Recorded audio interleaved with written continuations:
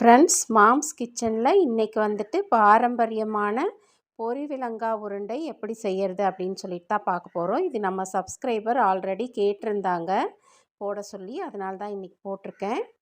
இதுக்கு வந்துட்டு ஒரு 150 கிராம் சாப்பாடு அரிசியும் 200 கிராம் நாட்டு சர்க்கரை எடுத்திருக்கேன். நீங்கள் வெல்லமானு எடுத்துக்கோங்க. இது வந்துட்டு சும்மா நம்ம பயத்தம்பருப்பு ஒரு 50 கிராம் போட்டுக்கலாம். அது ரெண்டும் வறுத்து பொடிக்கணும், அரிசியும் பயத்தம்பருப்பும். உடச்ச கடலையும் வேர்க்கடலையும் ஆல்ரெடி வறுத்து கடையில் வைக்கிறது தான் வாங்கியிருக்கேன். அது நம்ம லைட்டாக சூடு பண்ணி கிறிஸ்பியாக ஆக்கிட்டு இதில் சேர்த்துக்கலாம்.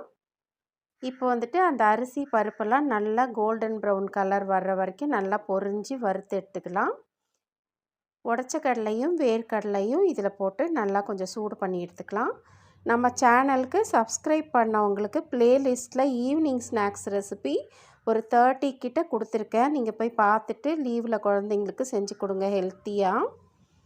பெரியவங்கள்லேருந்து சின்னவங்கலேருந்து எல்லோரும் சாப்பிட்ற மாதிரி ரெசிபிஸ் தான் போட்டிருக்கேன். உங்கள் ஃப்ரெண்ட்ஸ்க்கும் ஷேர் பண்ணுங்கள். ஆல்ரெடி நீங்கள் நம்ம சேனலுக்கு கொடுக்குற சப்போர்ட்க்கு ரொம்ப நன்றி ஃப்ரெண்ட்ஸ். இப்போ நம்ம வெல்லமாக இருந்தது அப்படின்னா அது கரைச்சி வடிகட்டி தூசுலாம் க்ளீன் பண்ணி சேர்க்கணும். இது ஆல்ரெடி சுகர் நான் நாட்டு சர்க்கரை பொடியாக தான் எடுத்திருக்கேன், வாங்கியிருக்கேன். இது 100 ml தண்ணியில் 200 ml நாட்டு சர்க்கரை போட்டு ஒரு கம்பி பதம் வர்ற வரைக்கும் காய்ச்சணும். அதுக்கப்புறம் அதில் ஏலக்காய் பொடி ஒரு 3 ஏலக்காவை சர்க்கரையில் பொடி பண்ணி சேர்த்துருக்கேன். 1/4 டீஸ்பூன் அளவுக்கு சுக்கு பொடியும் சேர்த்துக்கலாம். வெல்லம் சேர்க்கும்போது சுக்கு சேர்த்திங்கன்னா உங்களுக்கு கொஞ்சம் நல்லாயிருக்கும். இப்போ ஒரு கம்பி பதம் அளவுக்கு நம்ம ரெடி ஆனதுக்கப்புறமா ஆஃப் பண்ணிவிட்டு நம்ம அந்த அரிசியும் பாசிப்பருப்பும் வறுத்து பொடி பண்ணி வச்சுருக்கோம் இல்லைங்களா, அந்த பொடி, அதுக்கப்புறம் வேர்க்கடலை, கொப்பரை தேங்காய் காமிச்சோம் இல்லையா, அதுவும் ஒரு 25 கிராம் தான். இதெல்லாம் சும்மா கொஞ்சமாக கிறிஸ்பியாக நடுவில் கடிக்கிறதுக்கு நல்லாயிருக்கும் சாப்பிடும்போது. செம்ம டேஸ்ட்டாக இருக்கும் ஃப்ரெண்ட்ஸ். செஞ்சு பார்த்துட்டு கமெண்டில் சொல்லுங்கள்.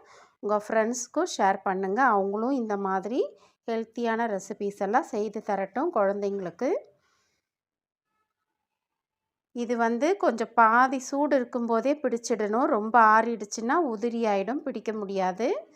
உடச்ச கடலை மாவு இல்லைன்னா அரிசி மாவில் மேலோட்டமாக ஒரு கோட்டிங் கொடுத்துட்டு வச்சிட்டிங்க அப்படின்னா நல்லா ஆறுனதுக்கப்புறம் ஏர்டைட் கண்டெய்னரில் போட்டு வச்சா 1 மந்த் வரைக்கும் கூட நீங்கள் மொத்தமாக ஸ்டோர் பண்ணலாம். இது சூப்பராக இருக்கும். செய்து பார்த்துட்டு எனக்கு சொல்லுங்கள். தேங்க்யூ ஃபார் வாட்சிங். பாய்.